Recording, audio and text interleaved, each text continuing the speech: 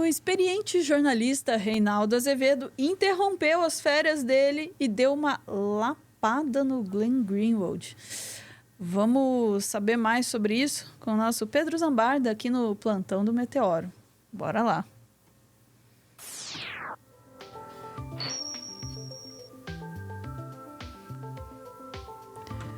Vamos lá, Pedro. Como é que... Eu tô assim, tipo, briga de cachorro grande. Briga de cachorro muito grande. E vocês sabem que o texto é meu quando eu escrevo experiente jornalista, né, gente? Eu gosto desses adjetivinhos maldosos, assim. Eu tinha uma mania no DCM, quando eu fazia as notas do site, que o Merval Pereira é presidente da ABL hoje em dia, né? Eu falava o imortal da Globo, Merval Pereira ataca novamente. É uma coisa, eu gosto que é uma coisa assim, que tecnicamente é verdade, mas tem verdade. um tonzinho Você subjetivo. nota assim no fundo, assim, o cara tá tipo tirando sarro do outro. Mas vamos lá, o que aconteceu? Aliás, beijo, Reinaldo, se estiver assistindo esse corte, porque eu já troquei ideia com ele, então tô tranquilo com isso. Vamos lá, tio Rei bateu seguinte, no Glenn, é isso. Verbalmente. Ele bateu no Glenn e assim, é uma... Pra quem não tá por cima do assunto, o Meteoro tá cobrindo extensivamente isso, eu tô até brincando com a Sofia que eu não sei qual momento que ela vai falar, Pedro, pelo amor de Deus, muda a pauta. Mas o que acontece, doutora Ana? Eu tô conversando com muitas fontes, inclusive envolvidas com essa apuração da Folha de São Paulo, e tá bem esquisita a história, assim. Mais uma vez, não porque não sou advogado do Alexandre de Moraes, se o Alexandre de Moraes tiver cometido alguma irregularidade, que seja denunciada e que seja devidamente apurada. Mas a questão toda é a seguinte, o Glenn Greenwald e a Folha embarcaram numa canoa muito furada de comparar isso sendo a nova Vaza Jato, sendo o Alexandre de Moraes é o novo Sérgio Moro. E o Reinaldo Azevedo, como esperado, sendo um cara que é muito próximo do Gilmar Mendes, que é muito próximo do Supremo Tribunal Federal, que é um conhecedor das leis, diferente do Glenn Greenwald, que atuou como advogado, e é importante falar, atuou como advogado no sistema americano, que não tem nada a ver com o sistema brasileiro. O Reinaldo deu uma lapada no Glenn que não tem aonde tirar e nem pôr. E aí eu queria mostrar o vídeo do Reinaldo, que ele estava de férias, e ele gravou nas férias dele, falando sobre isso. Vou pegar alguns trechinhos do texto dele, mas queria começar pelo vídeo dele, doutora Ana, e se você quiser comentar, a gente faz um react também sobre isso. Vamos lá. Vamos lá, pô, fazer o cara interromper as férias é sacanagem. É sacanagem. E, aliás, é rir de acontecer comigo. Sempre que eu tenho uma viagem marcada, é quando vai acontecer todas as coisas, assim, eu não vou ter tempo pra nada. É isso. Eita, que tio Rei não pode tirar nem uma semaninha de férias, que as coisas esquentam, né?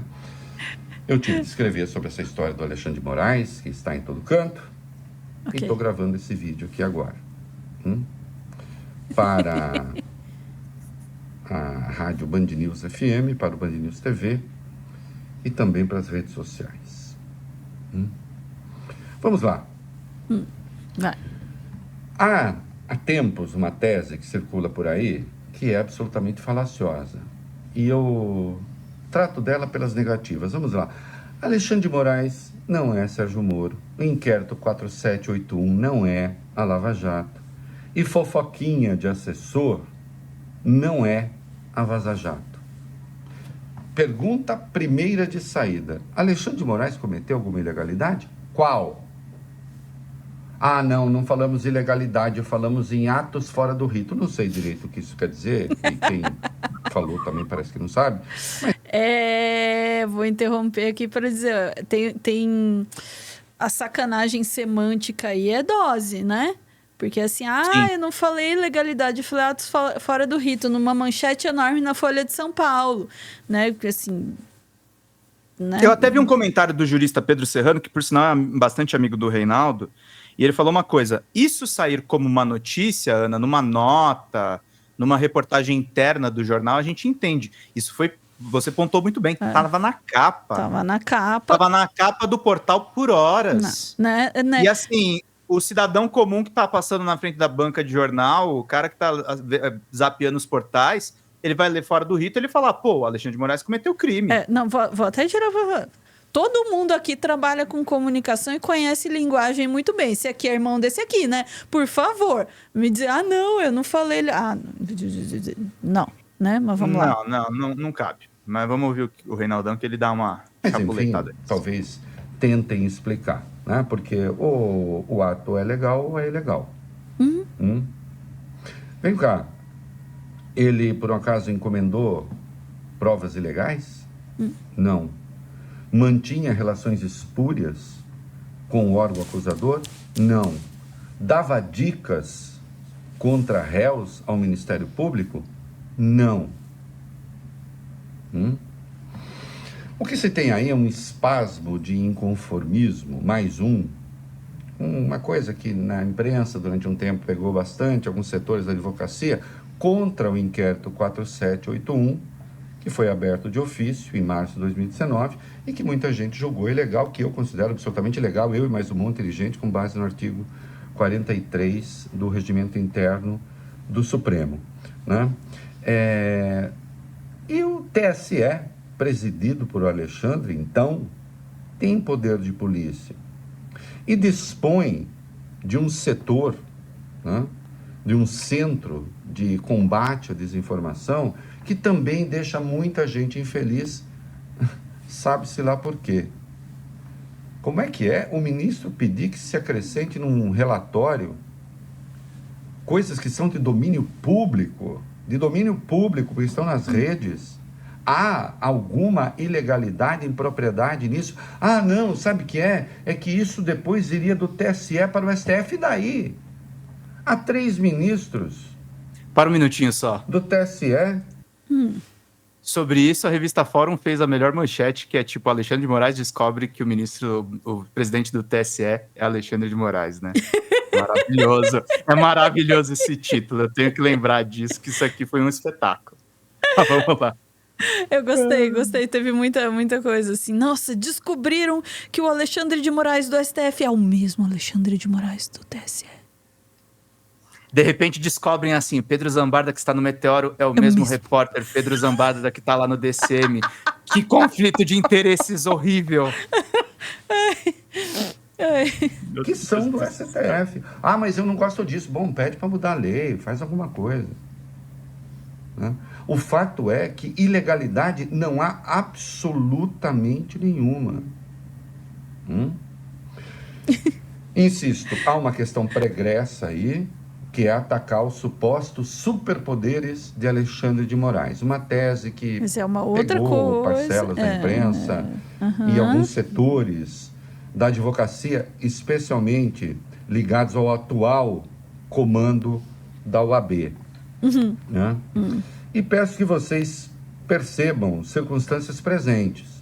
Nós agora temos entrevistas, alvo Alexandre de Moraes, artigos, alvo Alexandre de Moraes, inclusive um deles escrito pelo patriota Eduardo Cunha.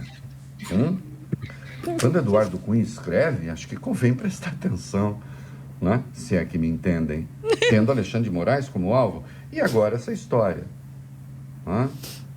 O que se tenta criar é a falsa simetria entre Lava Jato e agora essa operação, esse conjunto de ações contra o golpe, especialmente o inquérito 4781, e ao se criar a falsa simetria, busca-se levá-la até o fim, que é constranger o Supremo para tentar livrar a cara de Bolsonaro. Na cabeça deles é exemplo do que aconteceu com Lula. Então se coloca Alexandre de Moraes no alvo, intimida-se o Supremo, para que o Supremo não reaja e aponte a inconstitucionalidade de uma eventual anistia aos golpistas e ao próprio Jair Bolsonaro. Pode parar nesse trecho, Ana. Pode falar, desculpa. Eu gosto muito que o Reinaldo é muito preciso e muito recorrente, isso é necessário, em dizer, gente, o rei tá pelado. Sim. E uma coisa, ele foi muito preciso numa coisa seguinte, no caso do Greenwald especificamente, é essa falsa simetria, Ana, que parece muito aquele discurso dos dois lados. Vocês acham que só porque vocês acham que por conta deles terem sido injustos com o Lula, eles não fariam isso com o Bolsonaro, que é uma figura que eu odeio, mas o problema é esse sistema de justiça? E aí a gente tá passando pano, gente. A gente precisa botar na cabeça o que as pessoas fizeram no dia 8 de janeiro. Foi uma operação gigantesca para derrubar o país. Não foi só... e aí eu minimizo mesmo. Corrupção perto disso é um crime menor. É um crime menor porque é imprevisível. Os caras podiam jogar a gente numa ditadura. E é isso que o Greenwald estão relativizando. Eles estão relativizando como sempre, né, Ana? Aí junta também com o conservadorismo da Folha e dessa mídia corporativa. Os crimes da direita nunca pegam, né? Não. É verdade. Por que será, né? Por que será? A gente tá tendo um juiz, que o Moraes não é um cara de esquerda, um juiz que definitivamente não é um cara de esquerda, é mais um representante da justiça, mas que está fazendo o seu trabalho. Não tem absolutamente nada de irregular nessas conversas, é uma conversa entre assessores. Ele pontua. Quando a gente fala papel de polícia do TSE, gente, não é que o Moraes virou o Judge Dredd e vai julgar, prender e fazer tudo. É que é o seguinte, ele como presidente do Tribunal Superior Eleitoral, se ele vê o Rodrigo Constantino cometendo crime eleitoral, que é o que aparece nessas mensagens da Folha, ele tem que tomar uma atitude, ele tem que cortar o perfil de rede social, ele precisa cortar alcance, ele precisa, eventualmente, até estudar uma prisão. Porque é um crime continuado e ele é o presidente da Corte Eleitoral. Sim. Simples assim. Então não tem isso nada fora, entendeu? Nada, absolutamente nada fora. E aí, essa tentativa de fazer equivalência, assim, torna muito mais explícito qual é a intenção da coisa. Sim. E essa intenção não é só de hoje. Acho que é importante as pessoas lembrarem. O Reinaldo transformou esse vídeo num artigo que está no UOL. Não sei se vale mostrar, porque no final das contas ele acabou meio que falando tudo. Mas eu separei uma nota do 247 que, antes disso, e nós fizemos um corte aqui no Meteoro explicando o que é o Twitter Files. O 247 ele reproduziu um tweet. Na verdade, um fio do Reinaldo na rede social, em que ele falou que o Glenn deveria parar com essa mania, e é uma mania mesmo que jornalista internacional tem, sobretudo o cara que está em envolvimento com questões políticas. Ele tem que parar com essa mania de achar que ele está no Brasil para civilizar os nativos, que é uma versão, inclusive, xenofóbica, preconceituosa, como se os Estados Unidos fosse superior culturalmente e o Brasil fosse inferior culturalmente. O contexto dessa série de tweets que o Reinaldo fez, com críticas bem pesadas, foi porque o Glenn caiu numa rede... Caiu não, né? A gente já tá vendo que é intencional a coisa, né? Essa rede de extrema-direita que é o Twitter Files, que é uma série de ataques que vários jornalistas internacionais se envolveram aqui no Brasil atacando Alexandre de Moraes com o endosso do Elon Musk. E aí, doutora Ana, a gente vê um outro buraco nessa coisa toda, que são essas big techs americanas incentivando um ataque coordenado com bolsonaristas, com o próprio Bolsonaro, com a Suprema Corte, com o sistema de justiça do Brasil. A gente vê que eles não desistiram no 8 de janeiro. Que isso é, na verdade, a continuidade do golpe que está sendo tentado o tempo inteiro. Eles não aceitam Lula presidente. E ainda tem a cumplicidade da Folha de São Paulo no meio desse processo todo. Essa parte que me falta uma palavra, eu ia dizer me surpreende, mas não, né? Não é a primeira vez que um grande veículo brasileiro não apenas fica, mas trabalha, né, a favor de uma tentativa de golpe. Já aconteceu na nossa história, então assim, não surpreende. Mas não surpreender não quer dizer que não possa nos causar desgosto ou nos causar, enfim, repulsa ou repúdio, né? Porque, de novo, assim, a forma como essas informações são levadas é uma forma inflamatória, é uma forma que tem um peso subjetivo aí de botar em questão o sistema judiciário, especialmente o STF, especialmente o Alexandre de Moraes. E aí tem uma função, eu não vou dizer objetivo, porque aí você está dizendo, você está entrando na cabeça da pessoa para saber se...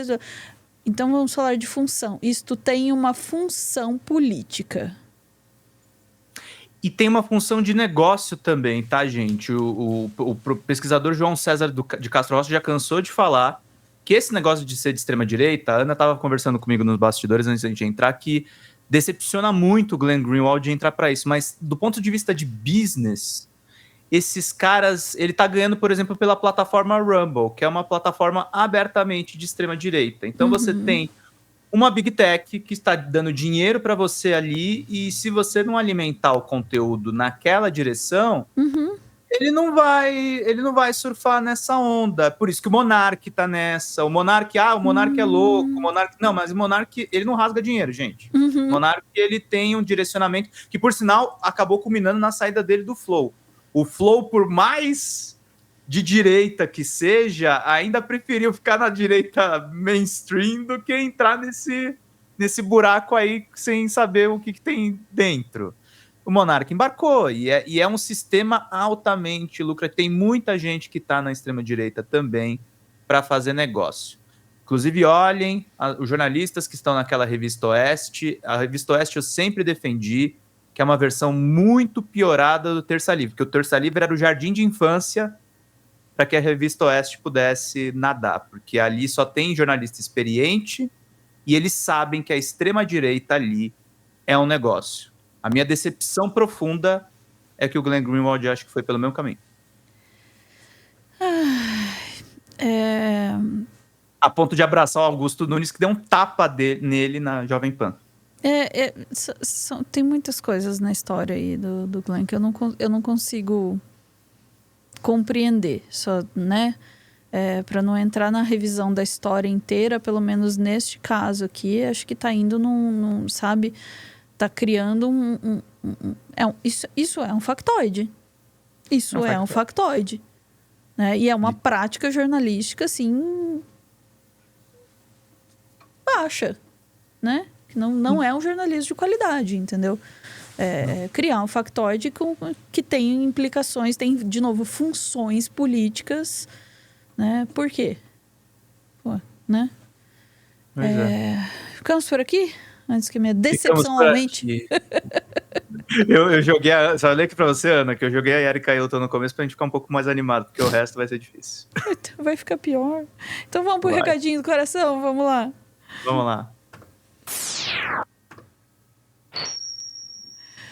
Muito obrigada por ver esse vídeo até o final. Queria agradecer a sua presença aqui e convidá-los para voltar hoje, às 9 horas da noite, para ver o nosso vídeo aqui mesmo no Meteoro, a estreia do vídeo. Por que a Nintendo esconde tantos segredos, hein? O que é que a Nintendo tem para esconder da gente? E como isso se articula com o passado da Nintendo, lá quando eles vendiam cartinha de baralho? Por que eles precisavam esconder tanto o que eles estavam fazendo? Hoje a gente descobre um pouquinho mais às 9 horas da noite sobre as... Eu não sei o que falar dessa capa, gente. Eu tô um pouco preocupada, pra falar bem a verdade. Mas às 9 horas da noite vocês vêm aqui conferir para saber o que diabos isso significa. Eu vou tentar aqui garantir a minha segurança jurídica ou apenas convidá-los. 9 horas da noite, hoje aqui no Meteoro Brasil. Você pode vir, mas só se você quiser. Beijos. Porque esse negócio de obrigar as pessoas a virem fazer as coisas é coisa de máfia, tá? Mas vamos lá.